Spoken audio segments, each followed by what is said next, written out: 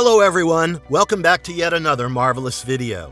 This one is for all the horror fans out there. Today we're looking into something that will definitely keep you up at night. From Dormammu to the dark dimension in Marvel, to the mind-controlling psychic horror that is the Mind Flayer from Stranger Things, all the way to the Typhon from Prey, these are not your standard monsters. Before we start, you might just want to check that dark corner of your room one more time. Is that shadow moving on its own? It's probably just your imagination, right? But before we go into our explanation, we have a very small request. If you like our content, please support us by subscribing to our channel. This is a small click for you, but for us it means a lot. Thank you. Let's begin.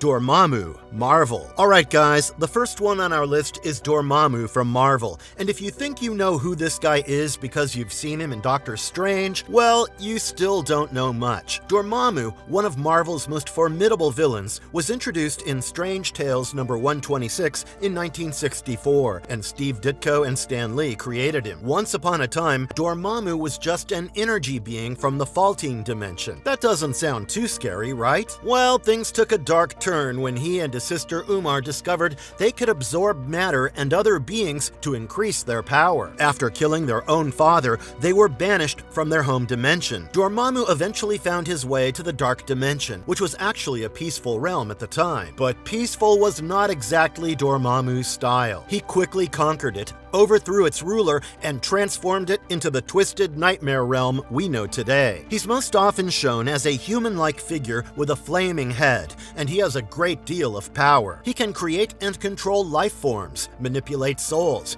and travel through the dimensions at will. He also has the ability to project energy, manipulate matter, alter reality, and travel through time. What makes Dormammu truly scary is that he thinks in terms of centuries, not moments. I mean, when you're immortal, you can play the long game, right? So what horrible things has Dormammu done to earn his spot on our list? Where do I even begin? He has consumed entire dimensions, enslaved a lot of people, and corrupted many souls. He once even merged with the embodiment of something that could destroy the multiverse, the Black Winter. One of the most horrific things he's done was when he imprisoned and tortured the Ancient One's soul. In the MCU, we witnessed just a taste of his cruelty when he trapped Doctor Strange in a time loop. Strange died over and over and over again, experiencing the pain each time just to create a stalemate with him. But here's the really scary part. Dormammu does not die. The best our heroes have managed is to temporarily banish him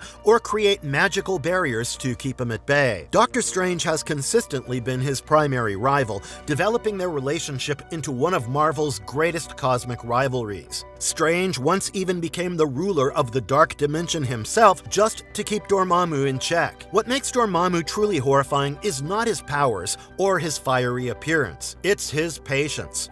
He's been trying to conquer the Earth dimension for centuries, and he's always out there in the dark dimension plotting his next move.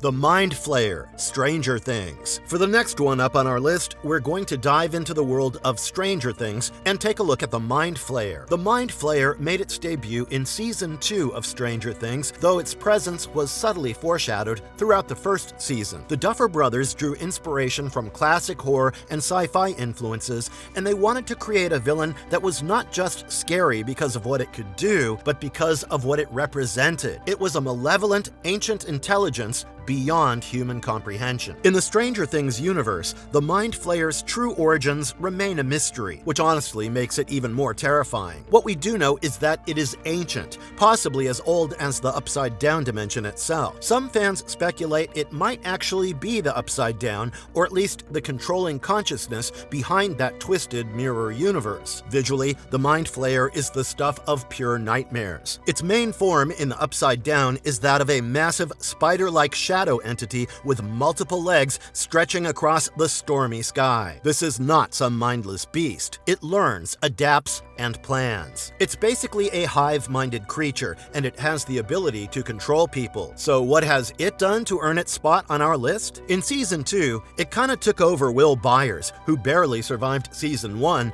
and was also extremely traumatized. It invaded his mind, used him as a spy, and forced him to betray all his friends and family. agony. When Will tried to resist this, the Mind Flayer tortured him with heat and pain that was unbearable. But Season 3 is where things got truly gruesome. The Mind Flayer began abducting people and literally melting them down into biological goo to build itself a physical form. We're talking about dozens of innocent Hawkins residents being absorbed, screaming into its mass. The victims remained partially conscious during this process, trapped in a shared mind while their bodies were used as raw materials. One victim described it as feeling like they were dying, but also building something. Its physical form in Season 3 was made from liquefied human remains. The Mind Flayer's physical form in our world was destroyed when Joyce Byers closed the gate to the Upside Down, cutting off its connection to its main consciousness. The Russians' secret key beneath Starcourt Mall was destroyed,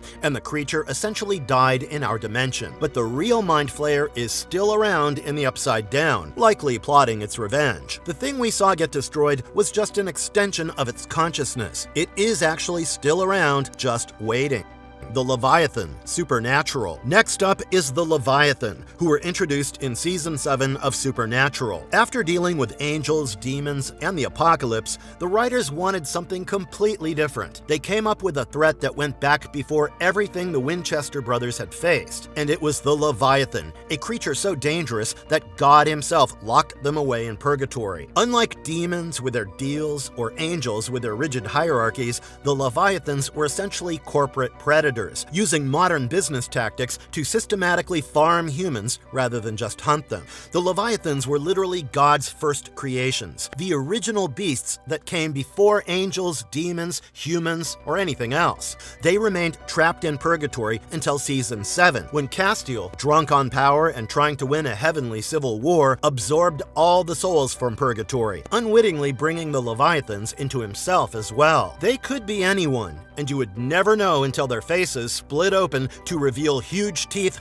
and a tongue that's forked. What made them especially dangerous was their intelligence and organization. Unlike mindless monsters, they worked very strategically under their leader, Dick Roman. They were not just killing machines, they were systematically infiltrating every level of society. These were not creatures that just wanted to kill for the sake of it. They saw humans as literal livestock. Their master plan was basically infiltrating the food industry to spike products with additives that would fatten humans up while also getting rid of certain traits they did not enjoy, like cancer and skinny people. The Leviathan's reign of terror came to an end in the Season 7 finale, Survival of the Fittest. After discovering that the bone of a righteous mortal washed in the blood of 3 fallen angels could kill them, the Winchesters crafted a weapon. In a fight at Sucrocore, the food corporation the Leviathans had taken over, Dean and Castiel managed to stab Dick Roman with this weapon. Rather than simply dying, however, Dick exploded, and in the process, both Dean and Castiel were pulled into purgatory along with him. The remaining Leviathans lost their unified purpose and direction with their leader destroyed. Without Dick Roman's guidance, they became scattered and disorganized, making them easier for hunters to track down and eliminate. Some individual Leviathans appeared in later seasons, but they never again were the same level of organized threat.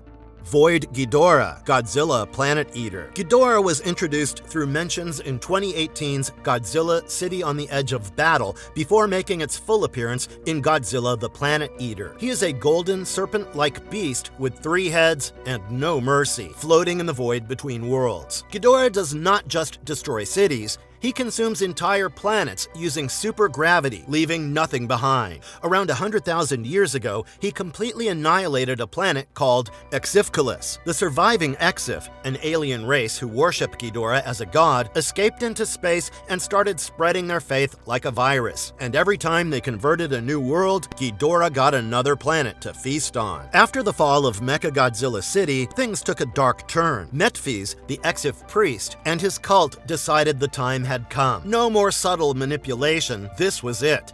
They were ready to summon their god to Earth, Geddora. And once they opened the gates, Geddora came through one head at a time, stretching his necks through black holes like some impossible cosmic serpent. The first thing he did was destroy the Eritrum, the spaceship that had carried humanity's last hope. Everyone on board was gone in an instant. Then, Geddora turned his gaze on Earth. That's when Godzilla woke up. The king had been resting, but even he could sense the threat Geddora posed. But Godzilla could not touch him. Literally, every time Godzilla tried to fight back, his attacks just phased right through Geddora like he was not really there. That's when humanity realized the awful truth. Geddora was not just powerful, he was untouchable because he was not actually in our reality. He was being guided here, tethered to this world through an amulet. Specifically, the Garbetrium bead Mythos had replaced his eye with. That bead acted like a receiver, letting Geddora perceive and interact with our world, and giving Mythos a psychic connection straight to him. But the tide finally shifted, thanks to a little help from an old ally, Mothra. In a crucial moment, Mothra's presence distracted Mythos just long enough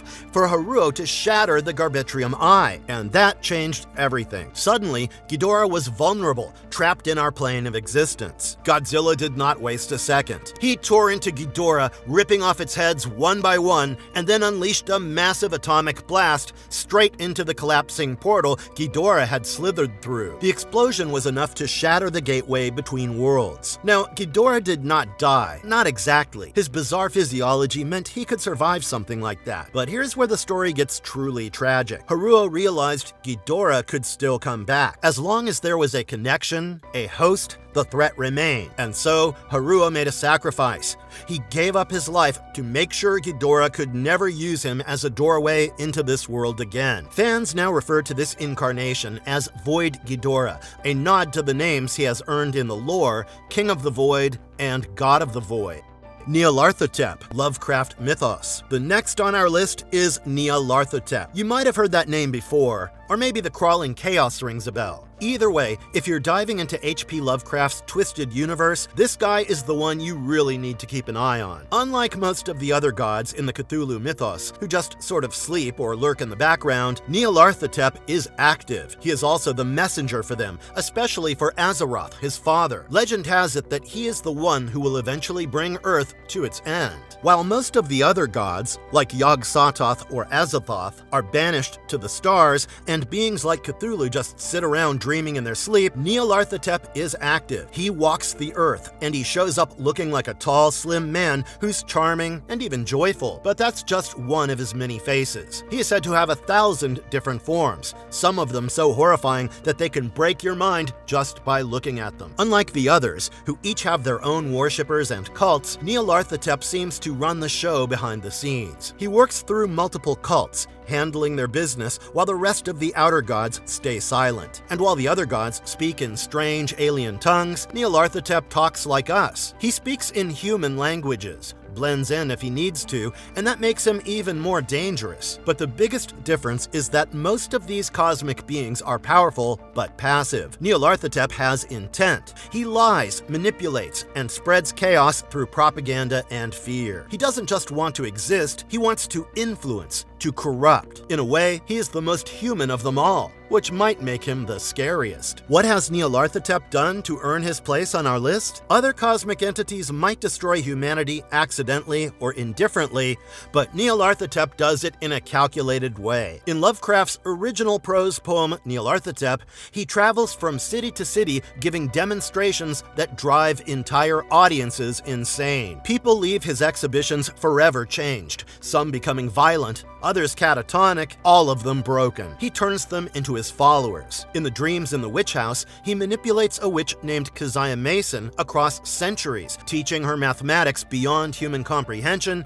and guiding her in human sacrifices. He appears as the Black Man of the witch cult, collecting blood signatures in a book and demanding infant sacrifices. His actions in the Haunter of the Dark are particularly disturbing. After being summoned through the shining trapezohedron, he systematically tortures Robert Blake with visions and nightmares before finally claiming his life during a power outage. Blake's final journal entries document his deteriorating sanity as Neolarth slowly approaches through the darkness. In The Rats in the Walls, it's implied that Neolarth was behind centuries of degeneration, cannibalism, and unspeakable rituals in the Delapore family. The protagonist's descent into madness and reversion to ancestral behavior points to how Neolarth has been patiently manipulating an entire bloodline for centuries.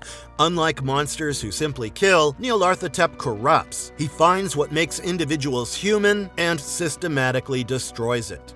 Obelisk the Tormentor, Yu-Gi-Oh! Obelisk the Tormentor is a character in the Yu-Gi-Oh! Anime. He's one of the legendary Egyptian god cards, and he's just as intimidating in the anime as he is on the card. Obelisk is a tall, muscular figure with a body covered in armor and jagged spikes. He has wings about as tall as he is, a spiked crest on his head, and red eyes that scream, "Don't mess with me." Now, in the lore, Obelisk is one of the 3 Egyptian gods. Back in ancient Egypt, only Pharaoh Atum could summon them. During a battle with Thief King Bakura, Atum called on Obelisk to fend off Diabound, marking his first big entrance. Fast forward 3,000 years, Maximilian Pegasus creates dual monster cards based on the gods, and to his surprise, the spirits of the gods actually inhabit the cards. Pegasus quickly realizes this was not his brightest idea and tries to bury them in secret. Obelisk ends up with Ishizu Ishtar, who gives the card to Seto Kaiba to kickstart the Battle City tournament. Kaiba uses Obelisk throughout the tournament,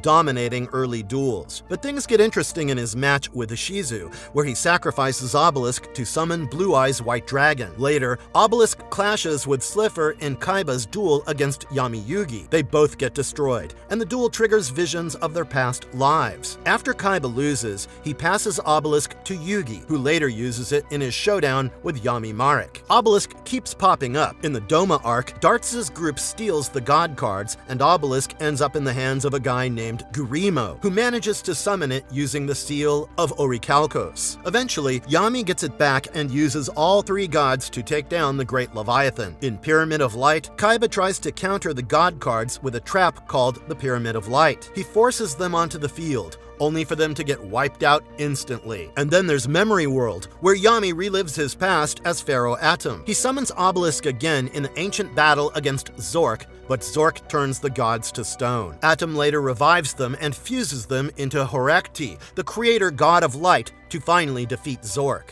In the end, Obelisk gets one final appearance in Atum's ceremonial duel against Yugi. Atum brings out all 3 gods, but Yugi manages to outplay him and win, proving he's ready to stand on his own. The Wall of Monsters. The next on our list is the Wall of Monsters from the film In the Mouth of Madness. These things are ancient, twisted, and evil beyond comprehension, and for a long time, they were locked out of our reality, but they found a way back. You might wonder how. Well, it was through belief. All they needed was someone to tell their story. That's where horror author Sutter Kane comes in. Kane did not just write creepy fiction. His books were practically gateways. He kept the monsters sealed behind this massive door hidden in the basement of a decaying old church. But eventually, something broke in him. Kane literally tears himself open like a page in a book, and just like that, the monsters slip back into our world. After this, reality starts to unravel. Kane becomes something more than human, something godlike. But the real horror is not this. Soon, the people reading his new book, well, they start changing, mutating. They end up becoming the same kind of monsters from that wall. And in the end, the monsters are loose. They then go on to destroy all of humanity. And these monsters don't just take over Earth, they soon start ruling over the entire universe.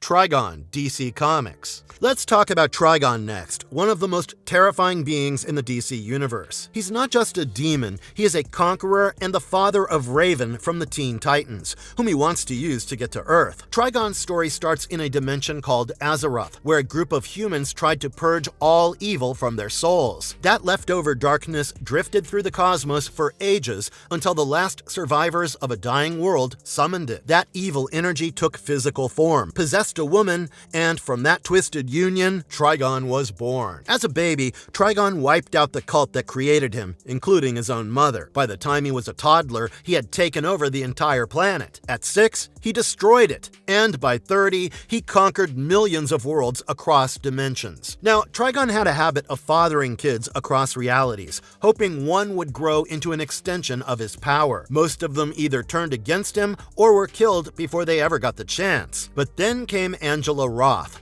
a woman on Earth who got caught up in an amateur occult group trying to summon the devil. What they summoned instead was Trigon. Disguised as an angel, he seduced Angela, married her, left her pregnant, and then vanished. Angela was later found by the mystics of Azeroth, who took her in and gave her a new name, Arella. There, she gave birth to a daughter, Raven. Raven could feel her father's evil lurking inside her, and when she turned 18, she opened the dimensional gateway and came face to face with him. Horrified by what she saw, she ran to Earth and tried to warn the Justice League, but they sensed the darkness in her and turned her away. So she formed her own team, and that's how the new Teen Titans were born. Trigon showed up on Earth and began his attack. Raven, trying to stop him, returned to Azeroth, but in doing so, accidentally revealed the way in. Trigon invaded. Raven struck a deal to save Earth. If he spared Earth and Azeroth, she would go with him willingly. He agreed, but of course, he lied. Now, why is he on our list? Well, in Trigon's dimension, Raven saw the horrors of his new empire, entire worlds living in fear. When he destroyed the planet Exynthia, Raven had had enough. She rebelled. The Teen Titans followed her into Trigon's realm, teamed up with her mother, and helped free her. Together, they weakened Trigon just long enough to push him through a dimensional portal. Years later, Trigon returned stronger than ever and led a full-scale invasion of Azeroth. He destroyed everything and corrupted Raven completely. With Raven at his side, he returned to Earth, transformed Titan's tower into his throne, and turned the world into a nightmare. Trigon planned to displace Earth entirely and pull it into his home dimension. While he meditated to restore his power, the Titans launched one last desperate attack. Lilith Clay and Arella helped free Raven, who then used the Rings of Azar to purge herself of evil. The spirits of Azeroth, stored in the rings, manifested as pure white light and attacked Trigon. They corrupted his soul, and that was enough to destroy him temporarily. Trigon was not really dead. Back in his realm, he tried to rebuild his power, but his own children, the sons of Trigon, each turned against him. They kidnapped Raven, tried to use her as a portal, and stole the last of Trigon's power for themselves. And Trigon was actually proud of them for it. Pretty twisted, right?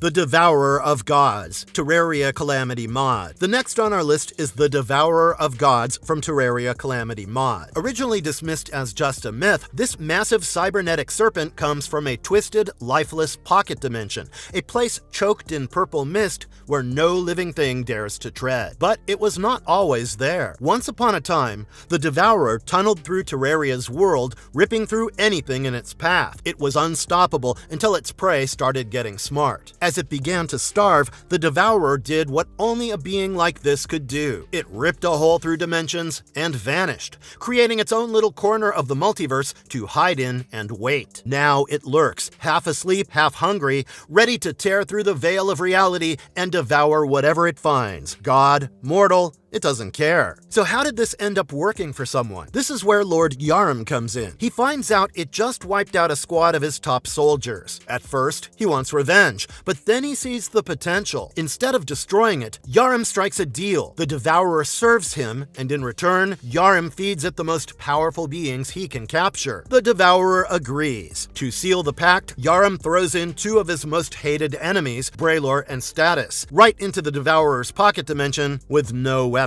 Yarim hears the screams from a distance as the two demigods are torn to shreds. Because he's satisfied with this, he upgrades his new pet with reinforced steel plating covered in jagged spikes designed to shrug off anything that could hurt it, especially piercing or explosive attacks.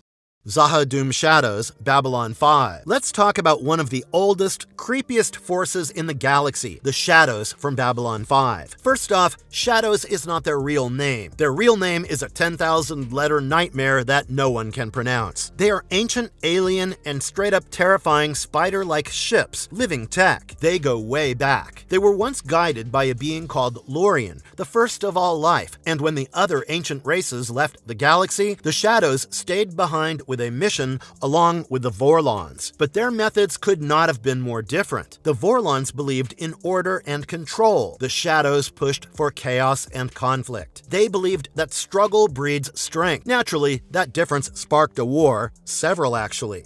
Over time, the Shadows were beaten again and again, eventually retreating to their dark homeworld, Zahadum. There they'd hibernate, wait, and rise again when the time felt right. They resurfaced around Earth, seeding chaos, building secret bases, and wiping out any resistance, sometimes by dropping bioplagues to wipe entire planets clean. After another defeat, the Shadows buried their tech across the galaxy on Mars, Ganymede, and dozens of dead worlds, just waiting to be unearthed. And it was. In 2253, humans found one of their buried ships on Mars. A signal went out. The Shadows were waking up. In 2260, Captain John Sheridan was invited to Zahadum. The Shadows wanted him on their side, but Sheridan smelled a trap, so he flew his ship to the city loaded with nuclear bombs and jumped into a ravine right before detonation. The city was vaporized. The Shadows panicked, fled, and hid their fleet. But the damage was done. The war ended,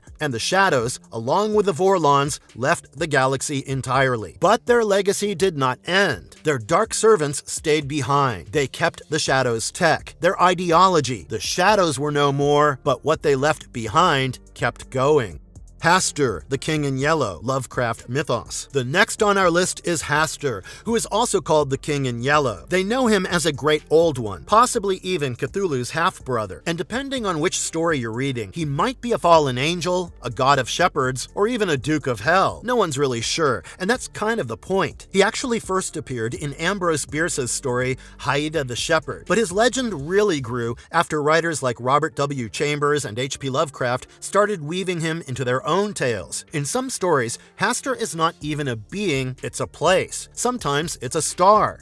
Sometimes it's both. Confusing, right? In Lovecraft's Mythos, Hastaster is rarely seen and never fully described. But there are two common depictions, either a writhing mass of tentacles or a cloaked figure in tattered yellow robes, with slick golden tendrils slithering out from underneath. Some sources claim he is the offspring of Yog-Sothoth, making him even more tangled in the web of cosmic ancestry. And according to August Derleth's take on the mythos, Hastaster was eventually imprisoned on a black star near Aldebaran by the Elder Gods after a massive war. The thing is, no matter which version you go with, god, place, or something in between, Hastaster always represents that looming, cryptic threat.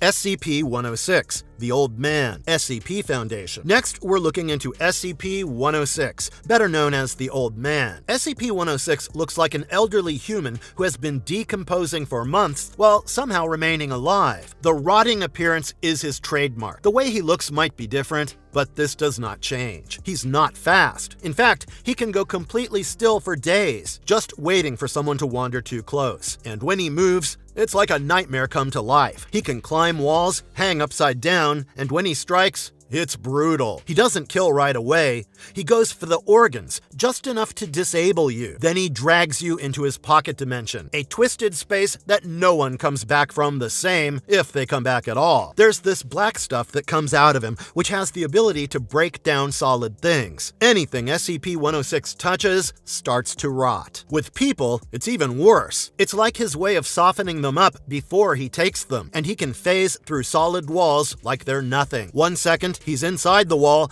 the next he's crawling out of the ceiling. The place he disappears to is some kind of warped space that might be his home or maybe just his hunting ground. And here's the most unsettling part. He seems to prefer his victims to be young, between 10 and 25 years old. No one knows where he came from or how to stop him.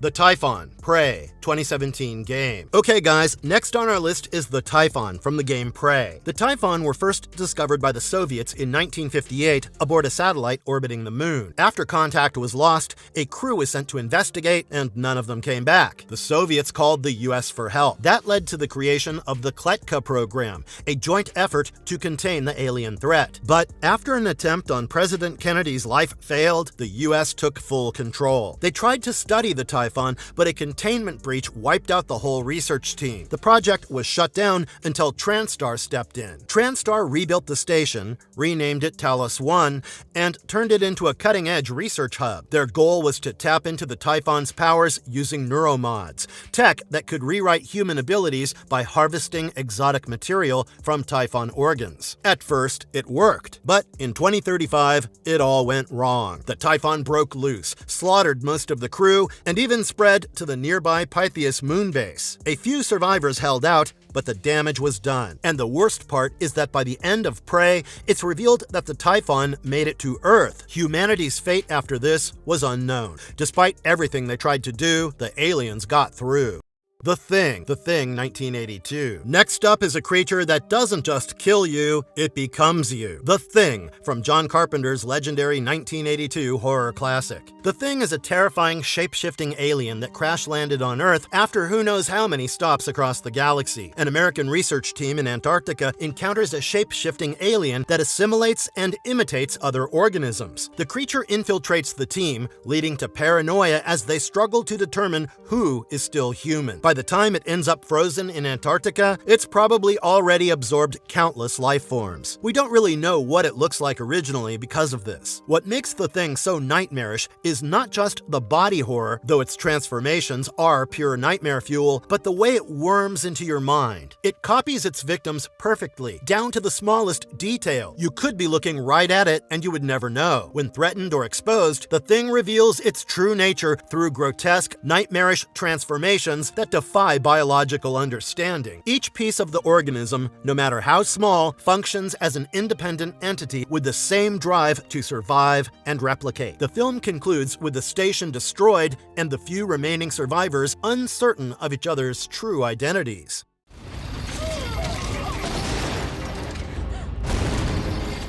Cenobites, Hellraiser. The last on our list are the Cenobites from Hellraiser. The Cenobites are terrifying beings from another dimension, twisted creatures that do not just show up on Earth randomly. They need a portal, a tear in reality, and that's usually opened with a strange little puzzle box called the Lament configuration. Now, each Cenobite has their own unique look and abilities, shaped by the hellish world they come from. But there are a few things they all seem to share. For starters, they don't just randomly show up. When summoned, they choose the moment, the location, and even the form in which they appear. In the original Hellraiser, Kirsty called them, and boom! They appeared in the hospital room as bursts of light and crackling energy. Later, they emerged from the shadows of an attic, almost like they were a part of the darkness itself. In Hellbound Hellraiser 2, when the puzzle box was solved, the entire room started to twist and reshape into a version of their own realm, the Labyrinth. And of course, there's their signature weapon,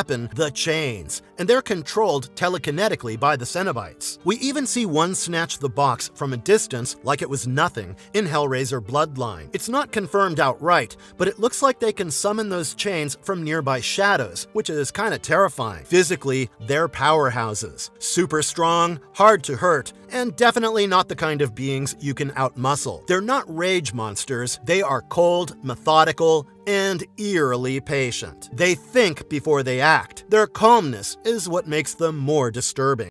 Marvelous verdict. Well, with that, guys, we've come to the end of yet another video. We've gone through only 15 interdimensional beings in this one, but there are definitely more of them. Which one of these did you like the most? Can you think of any more cool ones? Let us know your thoughts in the comments section below. If you enjoyed this video, please remember to like, share, and subscribe to our channel for more like this. Thanks for watching. Until next time.